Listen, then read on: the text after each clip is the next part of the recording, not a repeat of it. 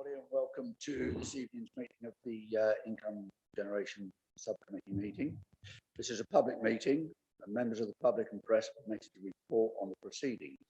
Reporting includes filming, photographing, making an audio recording, and providing commentary on the proceedings.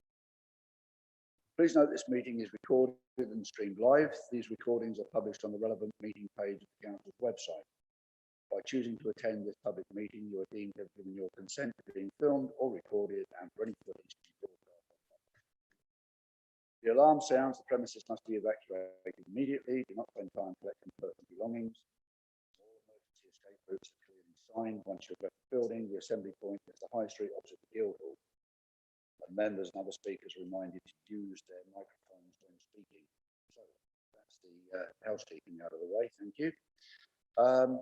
Moving on then to item 1 of the agenda, which talks of substitutions. I don't believe there are any substitutions. Thank you, Julian. Item 2, any declarations of interest at all? No, there's none. Thank you. Julian, again, item 3, public participation. No. There's none.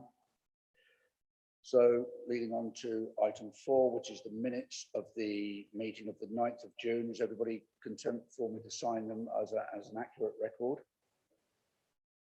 Yes, general agreement. Thank you.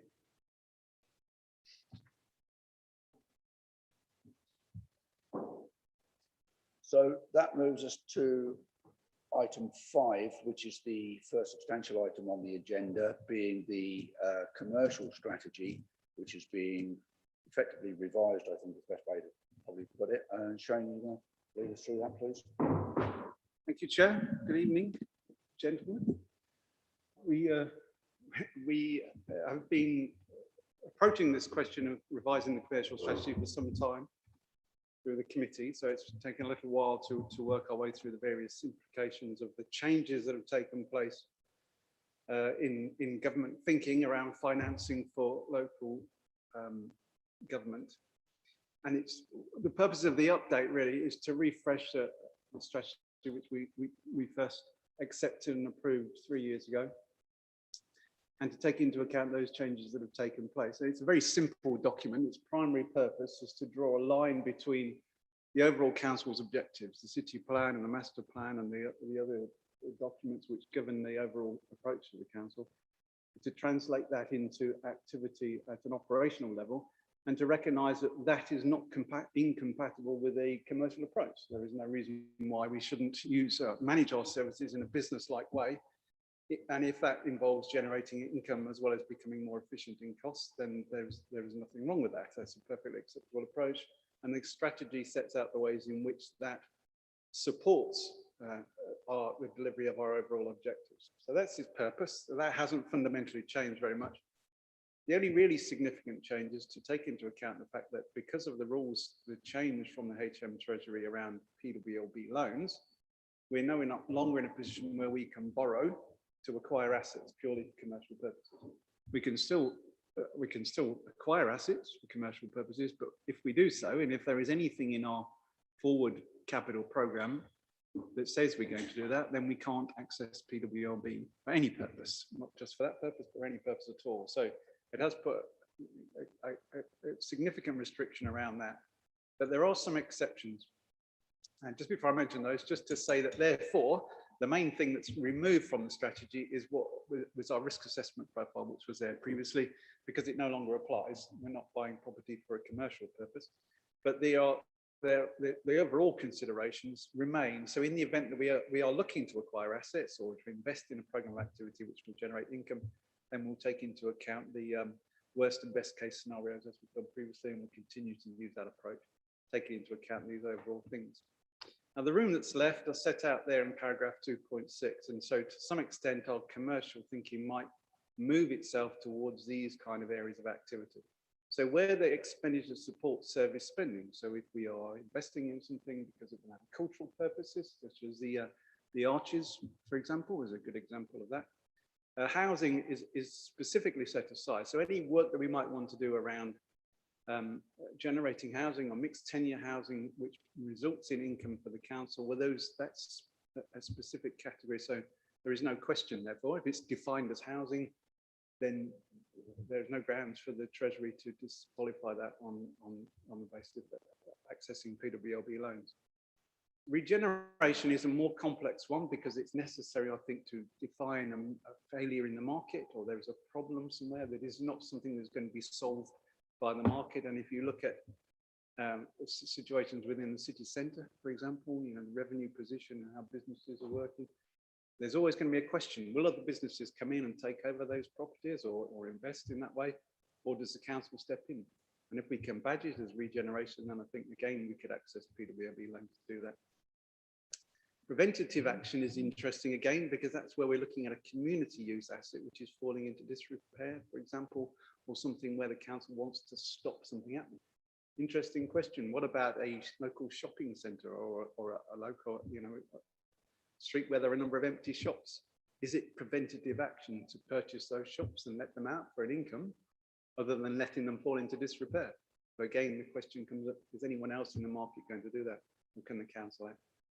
And then the final one is treasury management. We'll continue to borrow to refinance loans. So for instance, if we've taken out a loan which was to acquire an asset and we refinance that with PWLB loans, that's still acceptable, but not if they think it's been done deliberately. So you can't raise financing from a bank and then refinance it automatically with the PWLB loan. That will be disqualified and we'll end up having to. So there are a number of areas where we can still act in a commercial way and think about you know, investment in our city and support the ambitions of the city plan, which is what this is all about. We can still do that with commercial strategy. I think the revision reflects or seeks to reflect that kind of activity. And then finally, just to mention that previously the committee has looked at this question of council-led housing development and whether or not a housing development company might be a good way to progress that. There is a commissioning document for council-led housing development, which is due to be discussed with the chair of the communities committee, and I think yourself as vice chair, Jabba, and so that is progressing forward on that particular strand. If that works, well then, you know, we'll be able to blanket that within the housing exception, and feel free to move forward on that. Okay, so that's the broad outline of the strategy, its purpose, which hasn't broadly changed, but it's refocused to take into account the new environment in which we find ourselves. Are there any questions? Then I'm happy to talk through them. Thank you, Shane. Yes, Councillor Stevens. Thank you, Shane. I've got a sort of a question or a comment really about obviously at the moment there seems to be quite a bit of a shift from perhaps from retail to residential. There seems to be a bit of a plan to allow some of our retail, as people are doing less shopping in city centres, to perhaps go to a residential in the future. And that will mean that potentially we won't be getting business rates being paid, but council tax instead. I'm just wondering whether Shane could just comment on the risks or opportunities that might bring to us. Will that be an opportunity to us? Will we get more money from council tax rather than business rates? Is it the other way around, or what are the risks around that? Through you, Chair. Yes, well, that will always depend, won't it, on any individual case and what the particular decision is around, you know, whether we're simply swapping a retail site for a residential site. And of course, there are planning issues around that, which have to be taken into account as well, which is not within the remit of this group or of the commercial strategy. The one thing I would say, as a general principle, is that council tax is less risky because it's more solid. It's based on the property. And you know, the demand for housing is not going to go away. In fact, we know there's huge pressure on housing that's likely to increase. So putting more emphasis on housing to generate council tax is sound as far as long-term investment is concerned. Now, obviously, with a retail property, the chances for greater return, both in terms of business rates and in terms of investment, which might bring an income from that. But of course, the risks are so much greater as well. And we've seen a lot of instances in the news of councils that have invested heavily in property and are now finding themselves significantly exposed as a result of it. So it comes back to, doesn't it, as always, question of your risk appetite.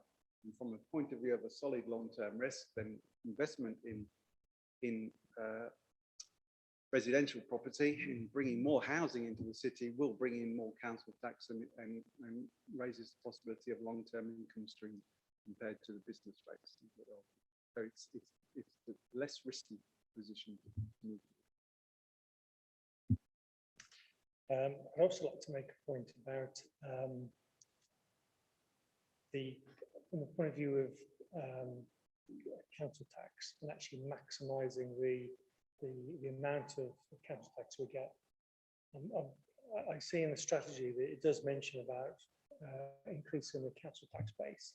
Of course, with Stafford development plan, we're going to have quite a few more houses being built in the city, and within our master plan, obviously we've got more residential, more council tax receipts, hopefully going to come in from that.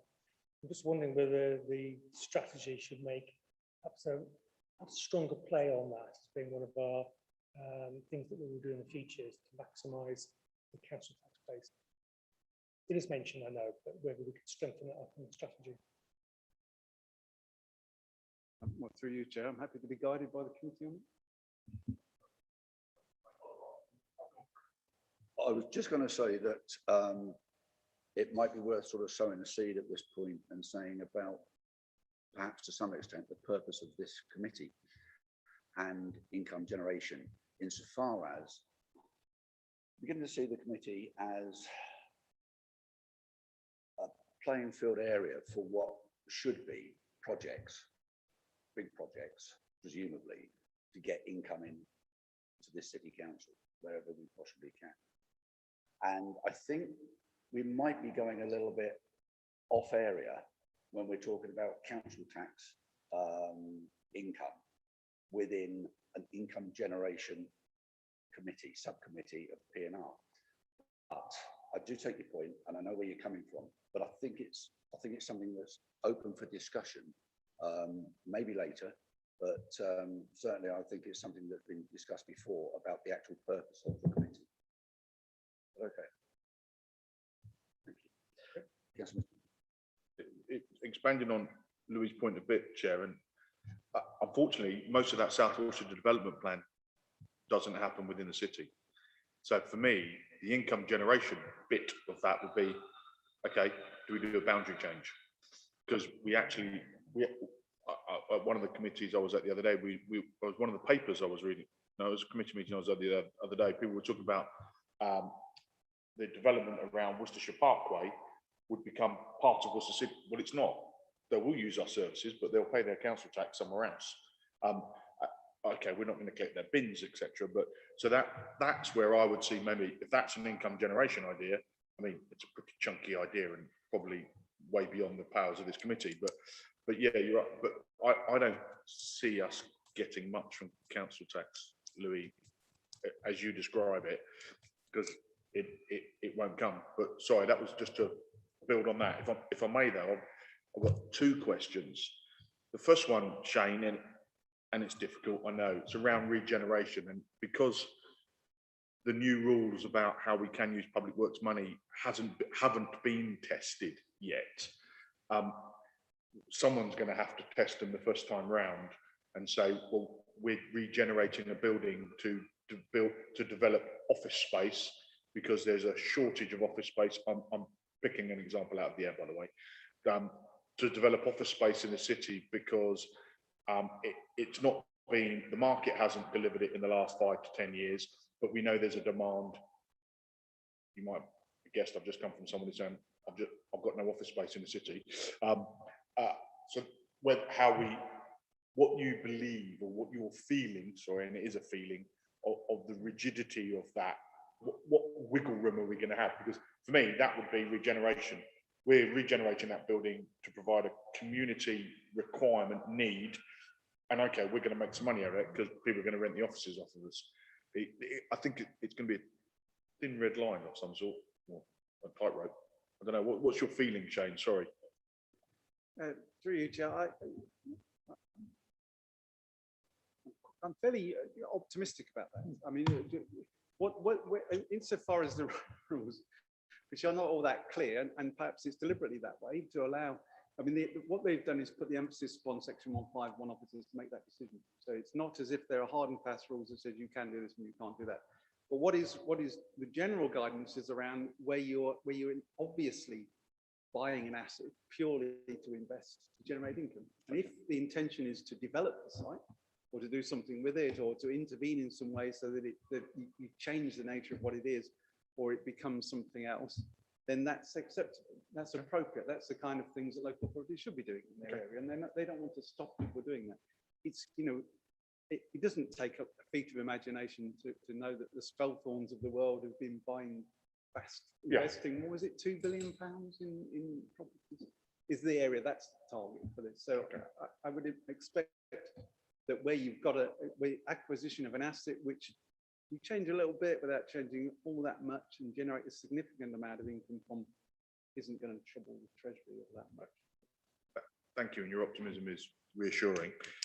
My next question, if I may, Chair, it goes to the crux of this paper, the commercialisation or the commercial approach to the council. We get really good and detailed financial reports from Mark and yourself through the year and quarter. Are we going to start seeing those reports in a format where, and I'll pick something at random, garden waste generates £340,000 income, and the cost to generate that income was £300,000. Therefore, we generated a profit of £40,000. Because that, for me, would help us. Well, actually, I don't think it is the income generation's job. I think it's other committees' jobs to say, actually, you know what, that is a profitable activity, and some activities may not be profitable, but we may be bound to do them for a number of reasons, because we're statutorily required to do it, or because it's the right thing to do. But understanding where those things are would be really useful. And I know that is probably not an easy task, but is that where we're trying to go to? Because that's sort of where I was reading into from the commercial paper. And we might want to look at a handful of things to start with. I don't know. Am I being too ambitious or optimistic? Shane. Chair. Through you, Chair. If you are, then I'm equally so. The income generation report, the income generation strategy, Principle 4, strategic Principle 4, states that is exactly what we want to try and do, where we've got income generating activities. We understand the costs of undertaking those activities, and the marginal costs are therefore revealed. But the problem, and we've rehearsed this a number of times, and Mark will concur, is that the system that we use, our financial systems, aren't set up in that way. They don't lend themselves to that kind of cost center accounting. So, you know, without wanting to go to the position of acquiring an entirely new finance system, we have been starting to explore how we can do this with some of the major projects. So, for instance, the Arches budget is set up as a cost center, and the income which will generate will fall to those cost centers. The same will happen with the future High Street Fund as well. So, where we've got new projects and they're defined and discrete things, then we're able to do that. What, of course, we don't recover through that is overheads. So, you know, those need to be, there's a whole science around apportioning overheads, as I'm sure you're all aware, to particular activities. We can only do that in a very blanket sort of way. And that's, one thing too, and I do have to remind officers in departments from occasionally that as a council, you know, local authorities are not allowed, and it says specifically in the relevant act, to act in a commercial way unless they do that through a company. And by commercial way, it's always been understood to mean make a profit. So we've got to be able to demonstrate that all we're doing is recovering our costs, including our overhead. And that's actually really difficult to do as things stand. But it's there as an ambition and a goal. If I may, Chair. Thank you. And I raised the point because for the last couple of meetings, one of my concerns is that we have members, including myself, who are tasking officers with activity that has not necessarily come through a committee. So therefore, in my view, hasn't been sanctioned as approved officers' expenditure, because their hours cost, their time is valuable. So for me, it should be things that should come to the committee. So if I'm a member and I say, right, I want something to do with environment, and can you go off and do me a paper on it? I don't get the feeling I'm seeing that happening direct to officers, rather than actually coming to the chair of Environment Committee or the chair of Communities Committee saying, coming and presenting to the committee and saying, look, I've got an idea, or I've got a question about this, and then letting the committee decide whether that is on their priority list or not.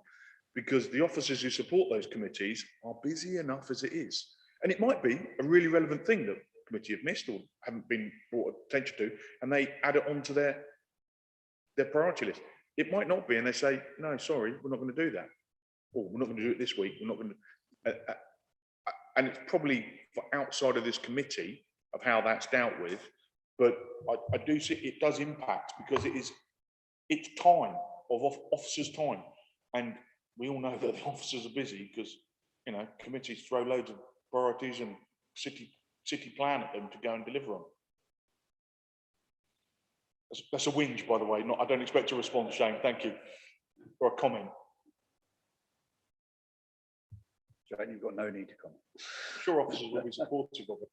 Through you, Chair, it's not for me to comment on that, but one of the things that we have been discussing today as part of what's known as our excellence board, because you'll remember that one of the council's ambitions to be an excellent employer is the very fact that we're living through, you know, it's not something that's coming, we're actually living through a sea change in the way that government finances local authorities, one which is based around bidding for high value commercial funding. And in order to do that, we need capacity to bid. We need to understand all the commercial doubts around actually putting bids in place. We need then to ensure that what we're bidding for, we match the costs and the income so that they're sustainable, and we know that we're not just going to bankrupt the authority doing it, but this has actually got a sustainable purpose. And then we have to have the capacity to manage those projects and deliver them in a business-like way. So there is, you know, a real need to build capacity around that so that we can, you know, undertake the tasks that members are asking us to undertake. And that's what we're here for. We're willing to do that. But yeah, there are capacity issues. And I think we have to get a lot smarter about how we put those bids in, so we ensure there's sufficient resources there to fund the delivery of the activity. We haven't been great at that so far. It's something that we've really got to work on. Thank you, Shane. Any other questions? I'll just make sorry, Councillor Riaz. Yeah, thanks, Steve. Yeah, I mean, I think Councillor Mitchell raises an interesting point in terms of obviously officer time and the process that needs to be followed in terms of adding things to the agenda or getting things done in each words. But I mean, looking at it in terms of officer time per hours, it would be useful for this committee. I mean, we've been going, what, just maybe nearly 3 years now as a income generation committee, subcommittee, something around that lines.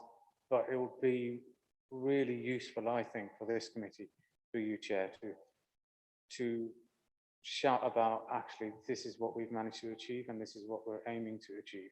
And there's no better way of doing that than saying, actually, this is the headline figure, what we've managed to achieve over this period of time. Well, I'd certainly be more than happy to work with you on that,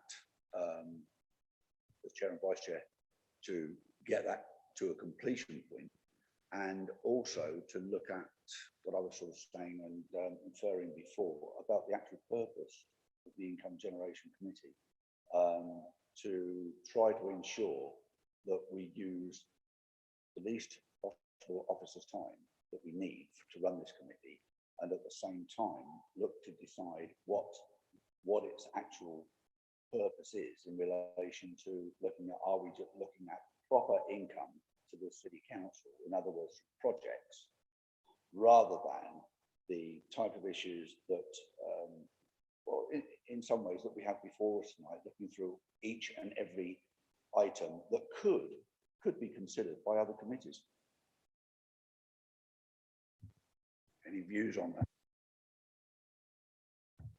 Yeah, I'm all for obviously people exploring different ideas in terms of what they want to achieve. And obviously we've got to be really clear, because the amount of what's coming before us in the next 2 years in terms of delivering the town board and all the amount of funding that we've got to be really clear where we've got to focus our attention on.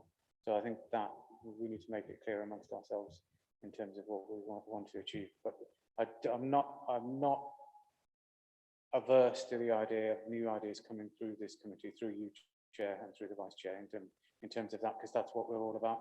And if somebody has got a bright idea that actually we can work on, and it fits in with our strategy and our wider, and we can, but most importantly, we've got the capacity to deliver on it, then we should be able to consider it.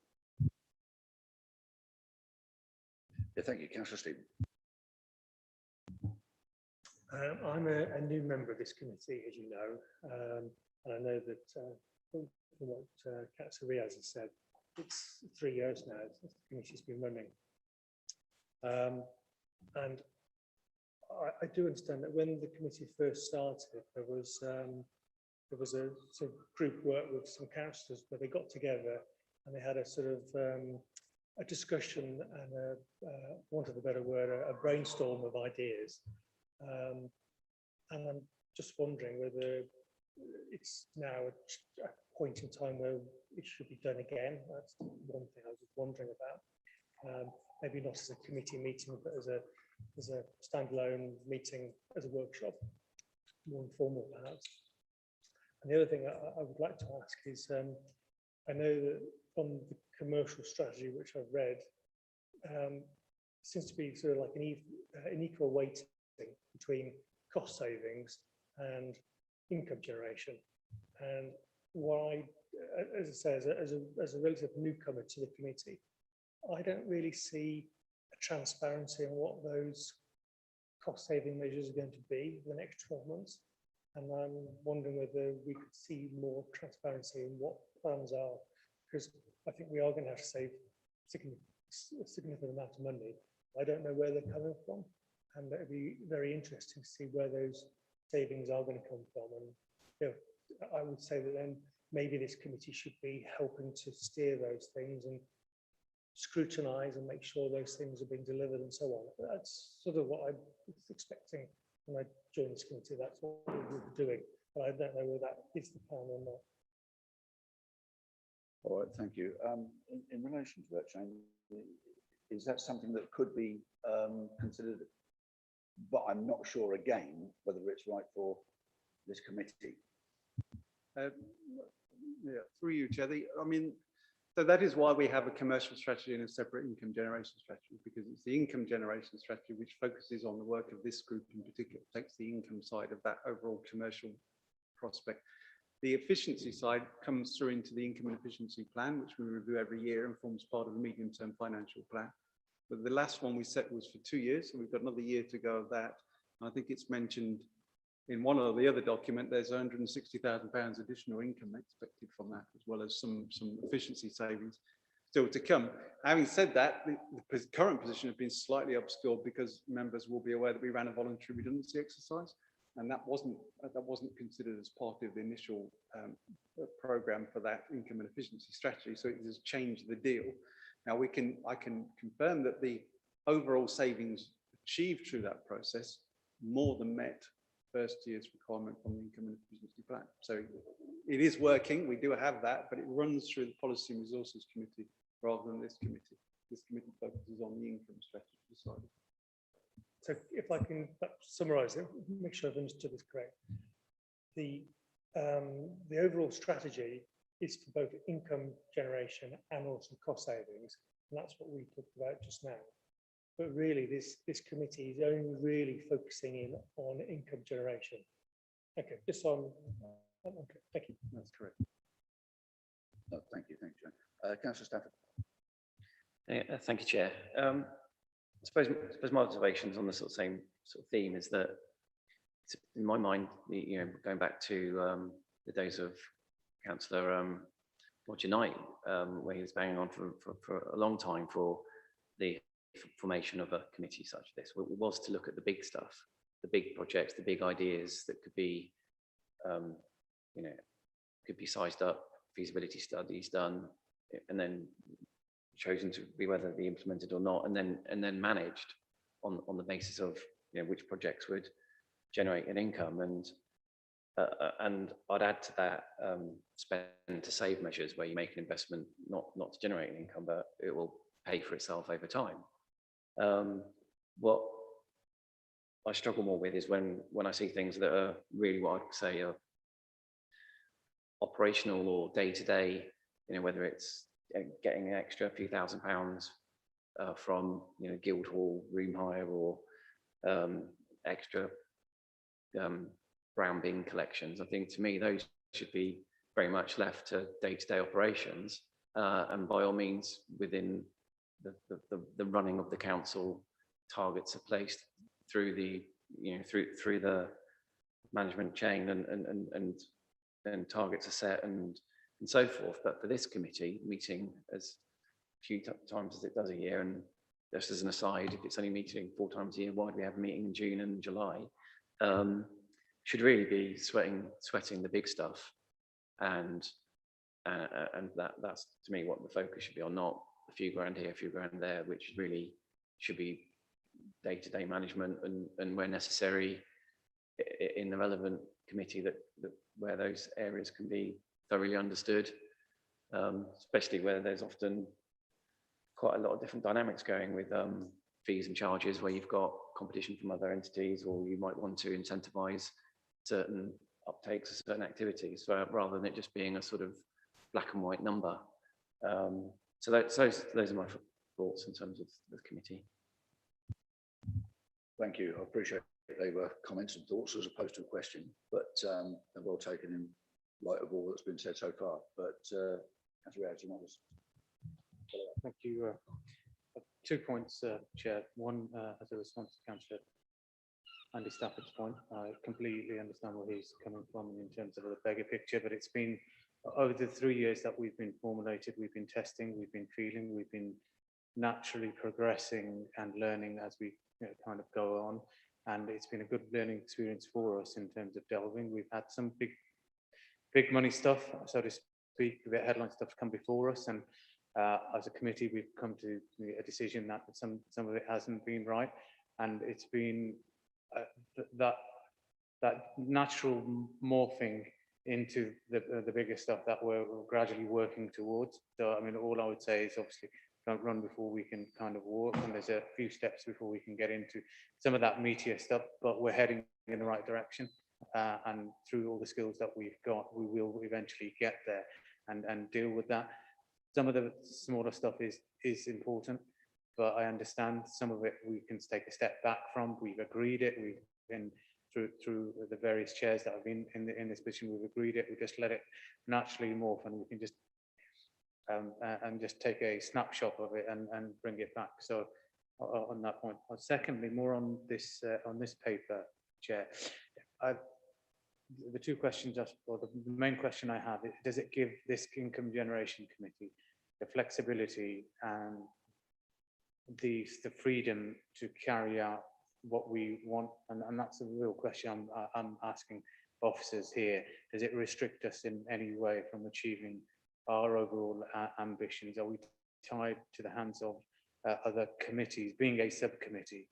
And if we are going to be dealing with some of that headline stuff, is there an argument that this committee should become a substantive committee rather than a subcommittee?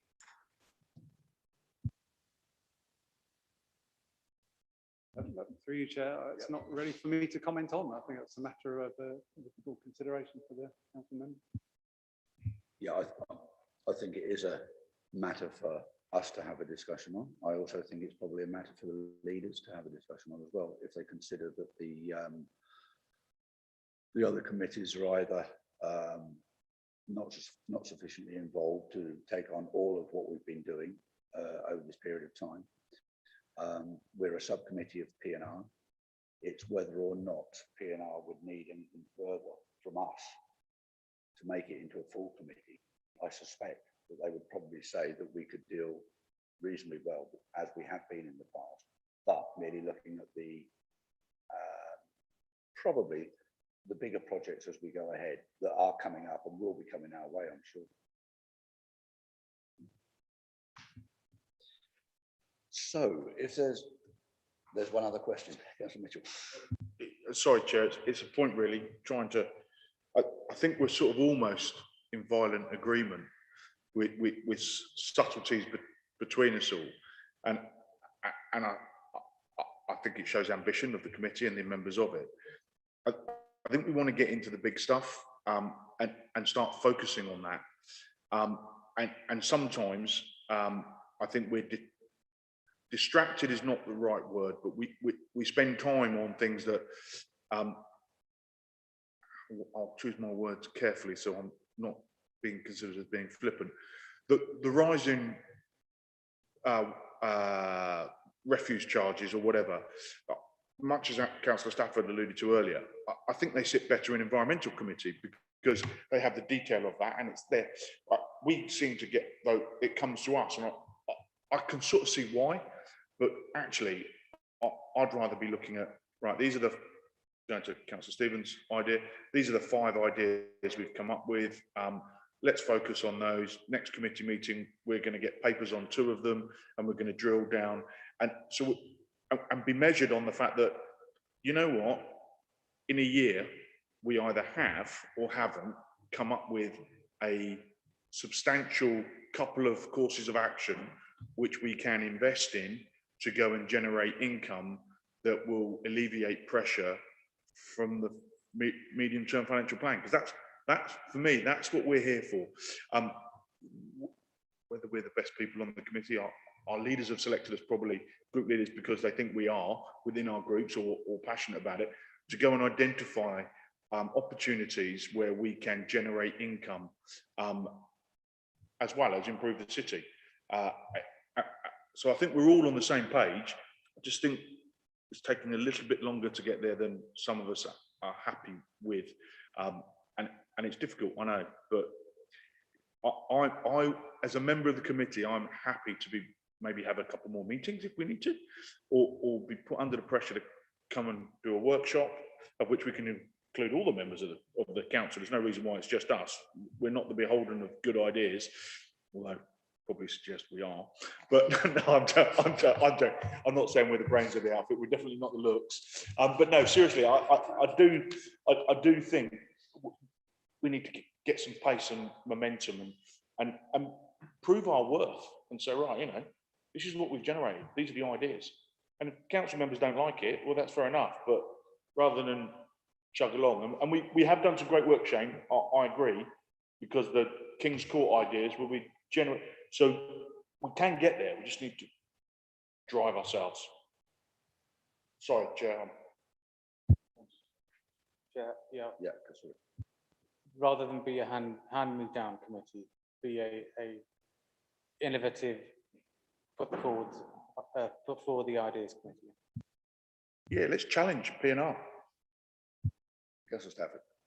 Yeah, sorry, just to pick up on something Councillor Mitchell said, I think we probably should be meeting as equally as often in workshops, you know, discussing ideas at the early stage ideas, because also it will save officers time if rather than having to produce, you know, sort of detailed, comprehensive papers that are fit for publication, that if we can, you know, get into the nuts and bolts in a more informal manner, as well as generating ideas, we can, you know, we can sort through ideas and really focus on the best ones at a much, you know, sooner or earlier stage, and maybe that will help accelerate. And I'll certainly support as many workshops or members briefings, whether it's just us or, to say, there's no reason why it can't be more members. But I think that might be a key ingredient. Thank you. Well, it certainly appears that the commercial strategy has brought out some ideas on the way forward. And it may well be that perhaps if me and you, Jabba, can get together in the first instance and then perhaps involve leaders at after that as to the way we want to go, willing to go ahead, perhaps would be the best way to put it. Yes, with workshops, and yes, with agenda item setting as well, because it doesn't all have to come from us. We haven't got the monopoly on brilliant ideas for 1 minute. So with that said then, are we are we happy and content to recommend that the commercial strategy goes ahead in the proposal that Shane's made? Agreed? Thank you. Thank you very much. In that case, we'll move on to item 6, which is the income generation strategy that is now going to take place, Shane. Thank you, Chair. I kind of feel in a way that my thunder has been stolen rather, because a lot of what we've been talking about is captured in this strategy. And if I may say so, I think members are doing themselves a disservice. We have, as you'll see from page 42, reduced budgeted net spend on services from 12.84 million to 11.975 million. Doesn't sound a lot, but when you take into account 10 years of wage and price inflation, that is a real progress in terms of meeting the reduction in funding that we've had through revenue support grant and new homes bonus and other things.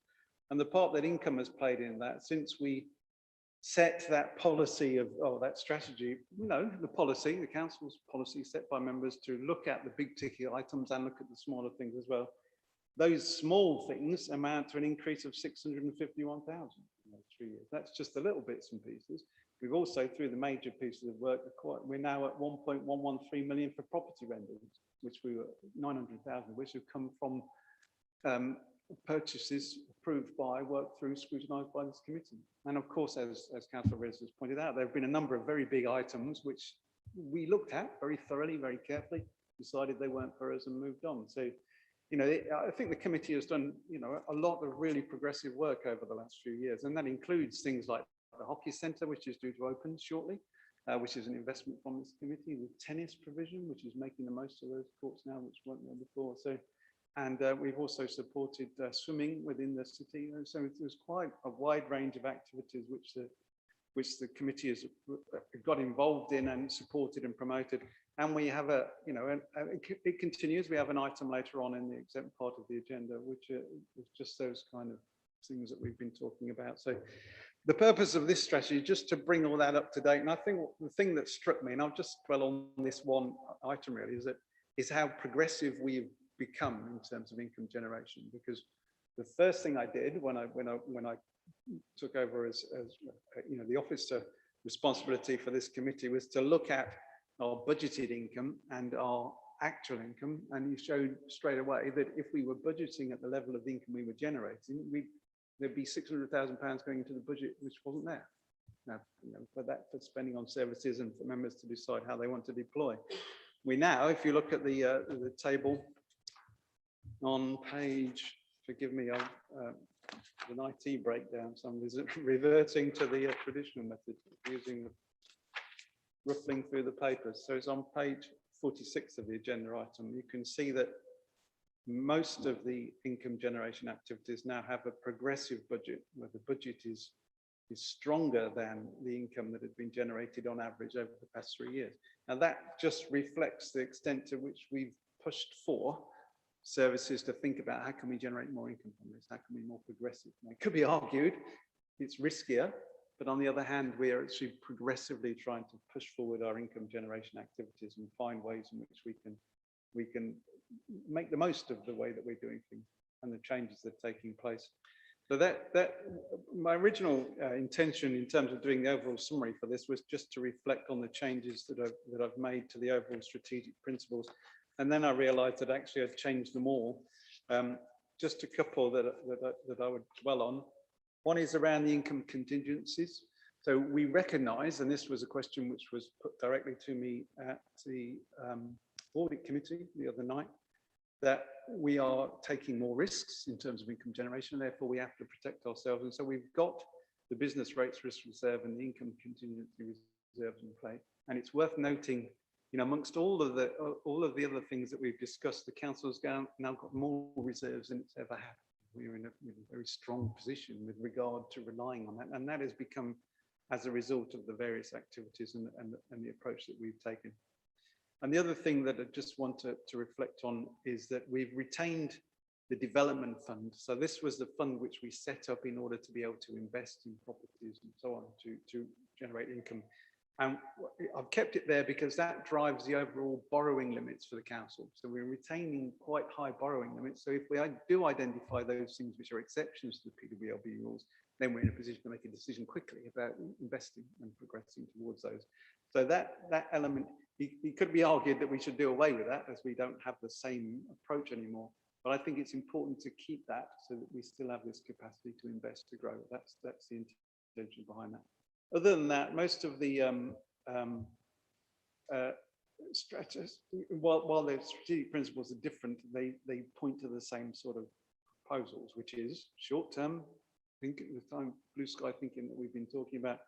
And it's notable through the report that we've implemented a lot of those which were originally proposed, and then still looking at some of those longer-term big income items, so that we continue to be driven by income as a positive strategy, rather than simply accepting that we'll get what income we can get, but at the same time managing the risks properly. That's the aim of the strategy, and I hope it still does it. Thank you, Sean. I know we've had that this discussion about income gen already to some extent, but that's right. Thanks, Chair. I'd be interested to know, Chair, what risks the audit committee thought that we were taking that were over and above what was in the remit of this committee.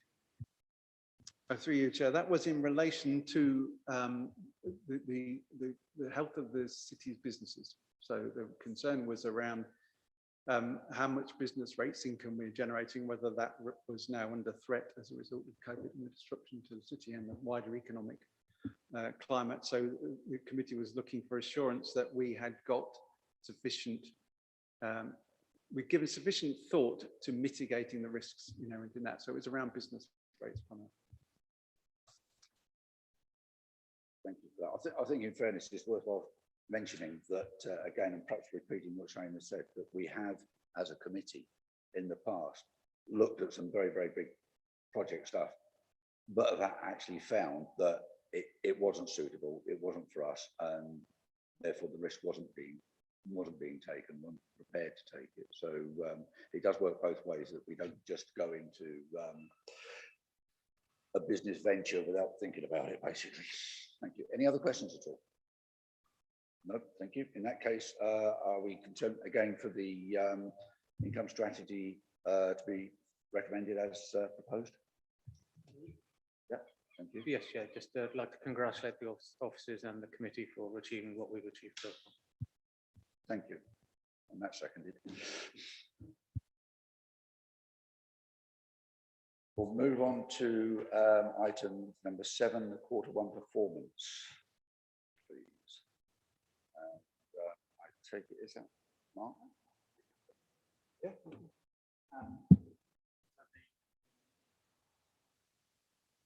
Splits into the specific projects that the committee oversees, and then moves on to the KPIs around the specific income streams. So in terms of the projects, if Shane would like to introduce the first of those, which are the commercial strategy delivery and the income strategy delivery. Yes, thank you, Mark. We've covered the commercial strategy delivery and the income strategy delivery already. So we've now got new versions of those which we've accepted, and we'll continue to keep them under review. I'll just mention the sports facilities. As I mentioned earlier, the International Hockey Centre is due to be open within 5 to 6 weeks. Now we're waiting on the pavilion to be delivered. It comes as a kit, so it's going to be delivered and assembled. And the news that I have is that I'm not sure if this is public news, but we had originally envisaged that potentially for the Commonwealth Games, it might be one of the training facilities for a particular nation to come and use the facility. I understand that it may actually now become a formal training centre for the Commonwealth Games, or the committee itself is looking to use it. It's not agreed, but it's one of the selection processes they're looking at. So it is. They've been very impressed by it. There is due to be a launch fairly soon, and members of the committee obviously will be invited to attend that if they wish to. because we were major sponsors of that piece of work. And the other one, just to mention there, is that the Purdeswell Leisure Centre and the five-a-side pitches. Now, just to be clear about this, there was an intention or consideration which we discussed at the last committee that that area there become the site of a futsal centre. That proposal is still live. It hasn't gone away. But what we've agreed with Freedom Leisure is that they can move to repairing five-a-side pitches in the meantime, so they can use them. And we have agreed a sliding compensation package in the event that we decide that we want to take the pitches back for use for that centre. So that option still remains, and they are aware of that. They can develop the pitches for the time being to generate the income, which will benefit everybody. But in the meantime, we have to make a decision collectively as to whether or not we want to go forward with the futsal development and the all-weather pitch. There are moves afoot from one of the local schools around the all-weather pitch. I got something from them today, Tudor Grange, that they want to start. They had a proposal before, they want to bring that back into focus. And as I said previously, we have potentially a decision in the ultimate policy resources as to whether futsal is one that we want to invest in. And I agreed that I would do an informal briefing or working group for the members to start it over the summer. We can find time before that takes place, so we can be well informed about what that looks like.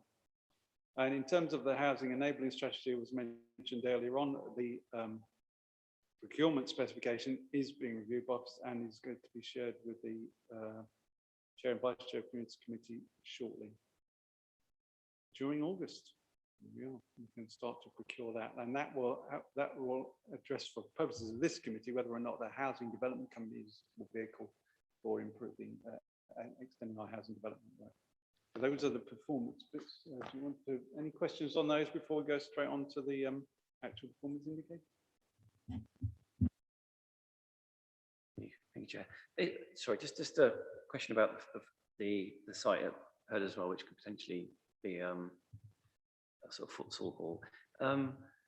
Just has a sort of wide-ranging considerations been put in place for that, as in that space, as in what it could be used for? Obviously, I'm nothing against the futsal; that might be very good use of it. But have you done a sort of study to see what all the potentials are for that space, and that along those sorts of lines? Through you, Chair. No. The futsal was a proposal that came forward from the Worcester Futsal Association or a club, saying whether or not that was a use, but we haven't had a wider consideration what else might be used on that site. No, perhaps that's something that should be part of that discussion from the committee. Yeah.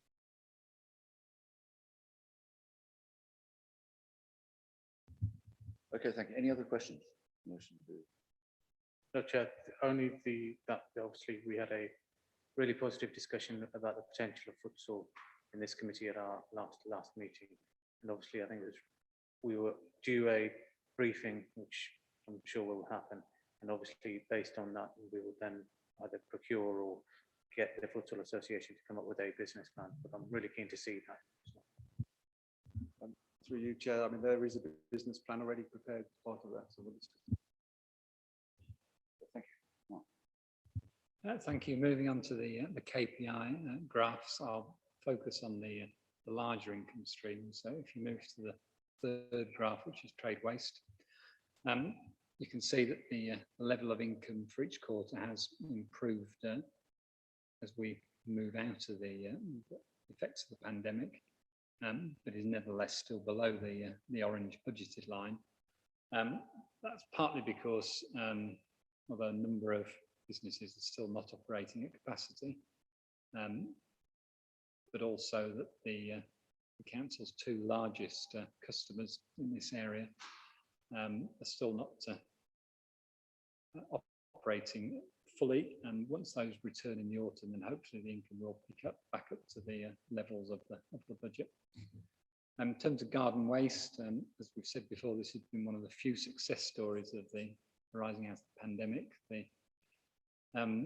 Last year beat the budget, and I'm pleased to say that the number of new accounts seem to have been retained. And so although the budget assumed an 8% growth, we are exceeding that. and that hopefully will continue through into the rest of the year. In terms of property investment, also pleased to report that we've managed to retain the tenants in our properties, and are only slightly below the budget, mainly because the rent review that needed to be settled had to be settled slightly lower than that was assumed in the budget. The next graph is obviously a key one for us in terms of car parking income. This has improved from the very low levels of a year ago, is nevertheless still well short of the budget. And I can confirm that the income that we're expecting for July, having checked this yesterday, is going to be lower than it was in June. So we still need to be cautious in terms of what we are predicting there.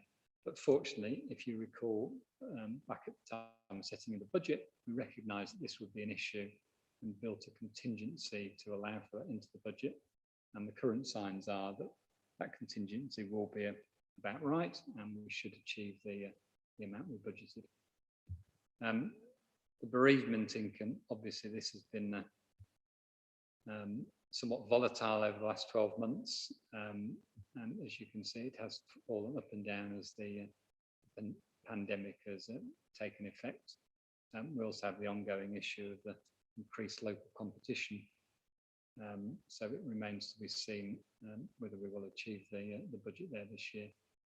And then development management planning income, in spite of the effects of the pandemic on the local economy, this has continued to be reasonably strong. And again, for July, looks as though we'll continue to get close to the budget. So that is good news. And then last but not least, in terms of the neighbourhood income from services that we offer mainly to the county council, we've had to reduce the budget there from previous last year as part of the county council streamlining its requirements. But all signs are at the moment that we are achieving that budget for the year. Happy to take any questions. Councillor Mitchell. Thank you, Chair. Noting that we've had relative success in our garden waste, do we have aspirations, ambitions to expand our area where we're collecting garden waste so we compete with neighbouring councils? So I'm thinking there are going to be a lot of development on the southern border of Worcester City, some 2,500 houses, if not more. Are we able to offer our service to those houses potentially cheaper? Because I think we're cheaper than Malvern, or not. Because it would be a lot quicker and cheaper for us to do it than for them to drive all the way from Malvern to do it, and they're on our doorstep. It's a question. Yeah, sounds good. Through you, Chair. Technically, there is no reason why not. Yeah. Okay, there's a challenge.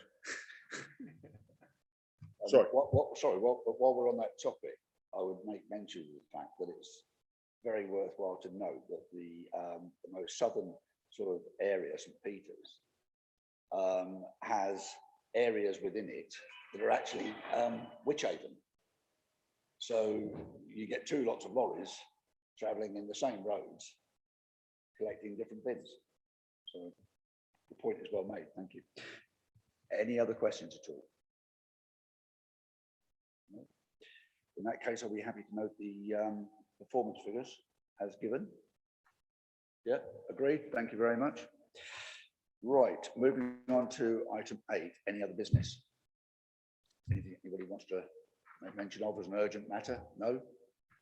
In that case, we move to 9, which relates to an exempt paper, and so that I should ask for, and if you're in agreement with, the press and public be excluded, as it involves information detailed in Schedule 12A of the Local Government Act 1972, and therefore we